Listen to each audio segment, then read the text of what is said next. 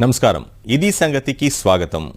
తినే కూరల్లో కల్తీ, తాగే పాలల్లో కల్తీ, ఎందులో ఏం కలిపారో అర్థం కాని పరిస్థితి. ఆహార పదార్థాల నుంచి అలంకార సాధనాల వరకు కల్తీకి కాదేది అనర్హం అన్నట్లు కనిపిస్తోంది. పట్టణాలు, పల్లెలు అనే తేడా కల్తీ రాజ్యమేలుతోంది.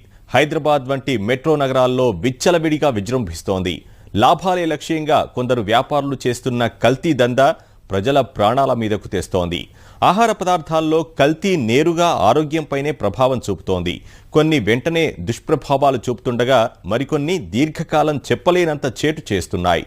దేశంలో జరుగుతున్న మరణాలు విశ్లేషిస్తే సుమారు 70% పైగా మూల కారణం ఆహార సంబంధిత సమస్యలతోనే అని అధ్యయనాలు చెబుతున్నాయి.